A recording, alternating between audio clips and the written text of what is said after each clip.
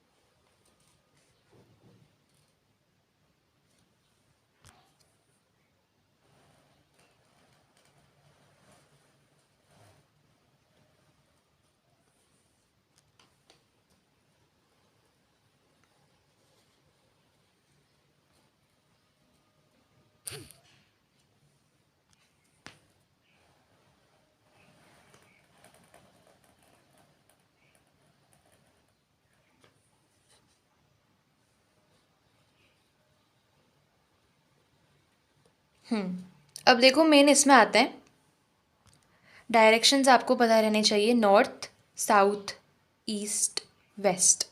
We से याद कर लो वेस्ट ईस्ट. कभी कभी हम भूल जाते हैं कि वेस्ट किधर है ईस्ट किधर है. वैसे हुआ कभी नहीं है, बट फिर भी अब देखो, डायरेक्शन ऑफ जोरापुरा फ्रॉम अब्दोल। अब अभी तो आपके पास वो टोपो शीट नहीं दे रखी है, तो मैं आपको ये चीज़ बता देती हूँ पहले।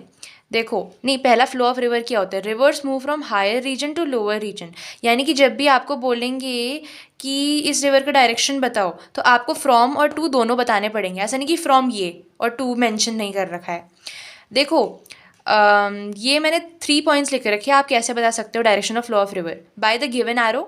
एरो दिया रहता है रिवर के साइड, और अगर एरो नहीं दिया गया हो, so by decreasing spot height. Spot height आपको मैं टोपोशीट में अभी थोड़ी देर में दिखा दूंगी क्या होती है। यानी कि जिस तरफ से, ऐसे यहाँ पर स्पॉट हाइट हो गई 256 और यहाँ पर हो गई 253, तो यहाँ से लेकर यहाँ तक मूव करेगा, बिकॉज यहाँ पर हमारी स्पॉट हाइट डिक्रीज हो रही है।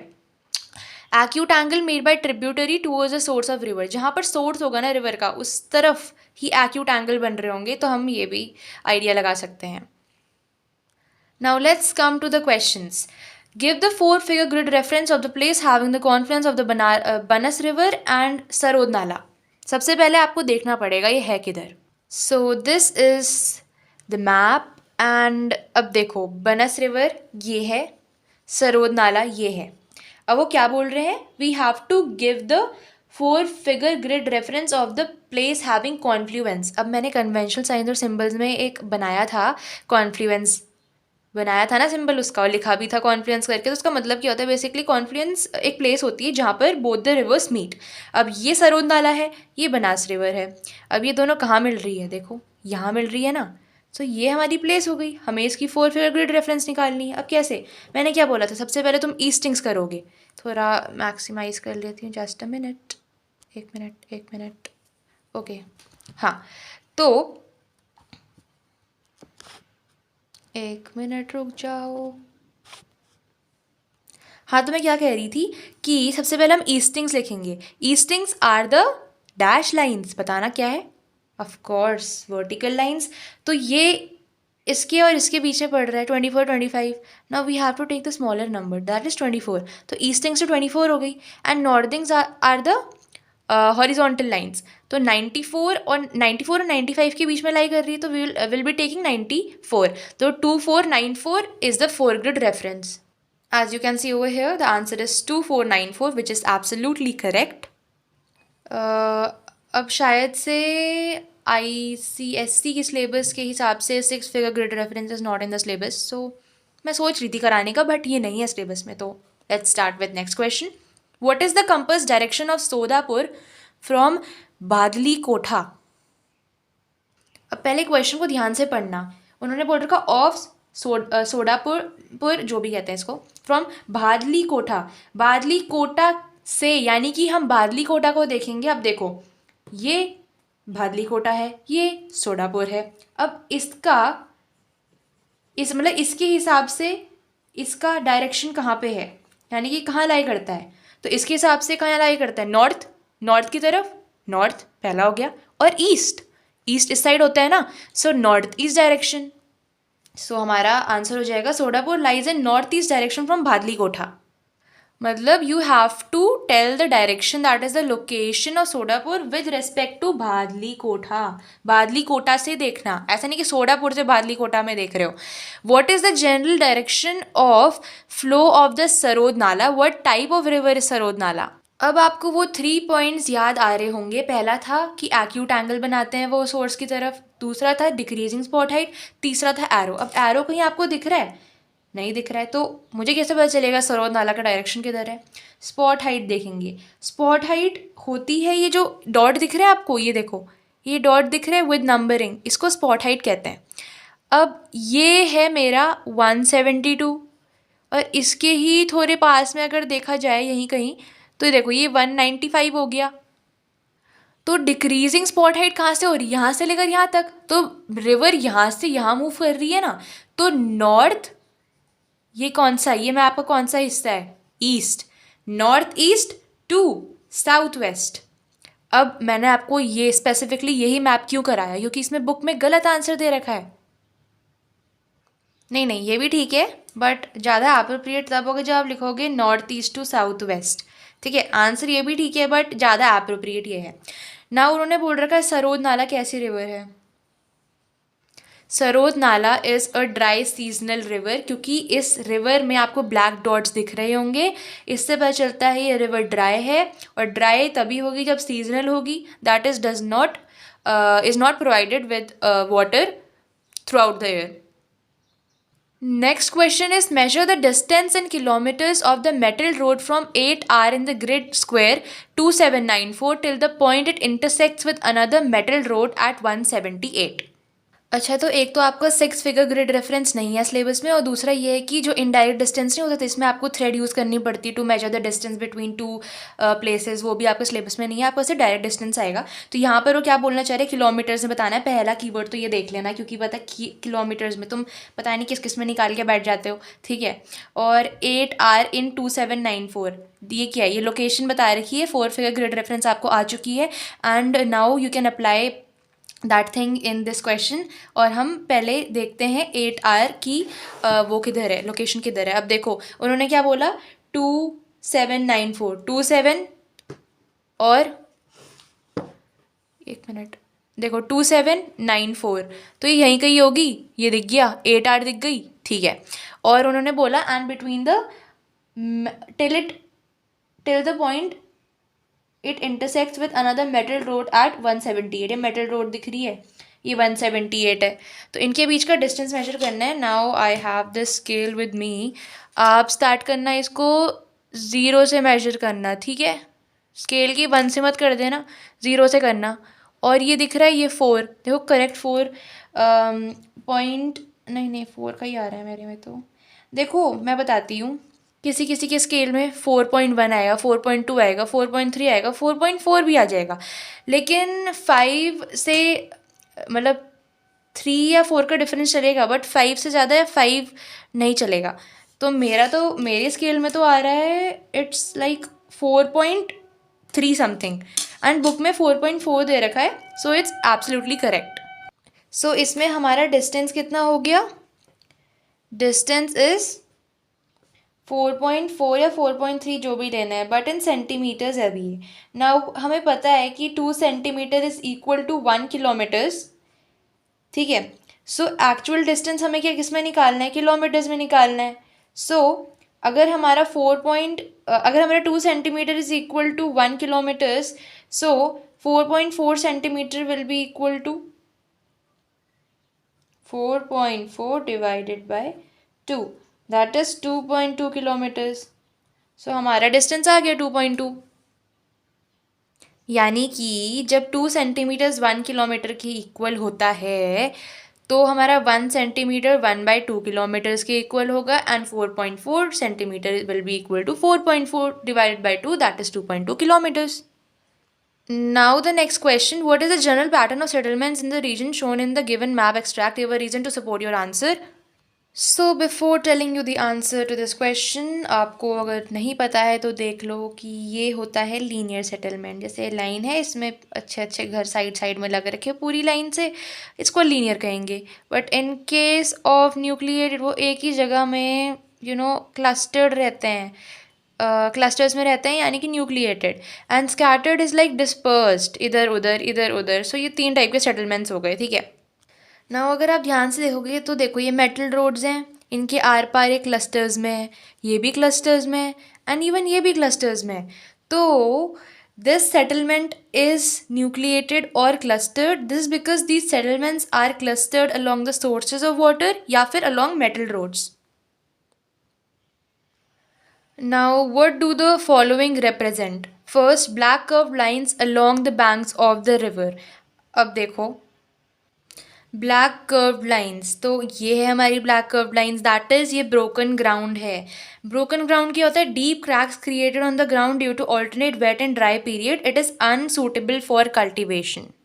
नाउ इसमें आपको एक बार देखो, इसमें क्या है, ये दिख रहा है आपको कर्व्ड लाइंस, ये सारी ब्रोकन ग्राउंड ही है।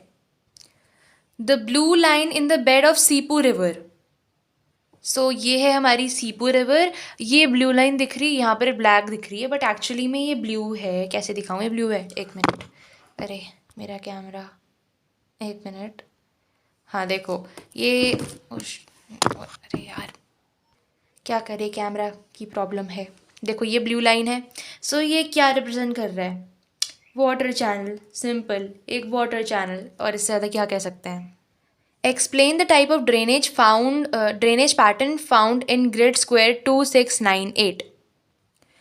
26 that is over here, 98 that is over here. तो यहाँ पे ये जो दिख रहा है आपको, ये कौन सा ड्रेनेज पैटर्न है? Now there are 3 types of drainage pattern. First is dendritic. देखो ये ट्री की ब्रांचेस जैसा होता है, it is yellow in colour when the river and tributaries make a pattern of a branches of a tree. तो जब भी आपको branch, tree branch whatever ऐसा कुछ दिखेगा तो, और वो येलो कलर का होगा, then it will be dendritic. But in case of trellised that is it is white in colour when the, क्या लिखा है मैंने ये, हाँ, river stream whatever is an alternate bed of hard and soft rocks when streams meet at right angles, तो हमारा terrace हो जाएगा। बट रेडियल आपको पता है सर्कल्स में होता है। Streams move out in a circular path found in hilly area, circular contour lines से रिप्रेजेंट होता है। You guys have to answer this question and just let me know in the comment section. So the next question is, state the 2 types of dams shown in the given map extract. से सो इसमें 2 dams, masonry और earthwork लिख के आ जाना। Explain briefly the following terms, sluice and aqueducts. Now, aqueduct is a man-made feature. It is an artificial channel constructed to supply water, not necessarily for irrigation purposes. And sluice is an artificial channel for carrying water with a gated opening. मतलब mainly इसमें keyword है gated opening at one end to control the flow of water. In grid square 2502 there is a sluice on the Sipu Nadi. So ये सीपू नदी का ये कौन सा grade reference है? 2502. So this is Lewis. So the questions will be more or less the same. So all the best for your boards. You guys were just saying that please make video on topo sheet. So I finally made one video. I am also having my final examinations nowadays. My finals is going to end on like 24th of February, and after that I can make videos for you guys. I will always be there for you. So yeah, like this video, subscribe to my channel and hit that notification bell for the latest updates. Bye bye.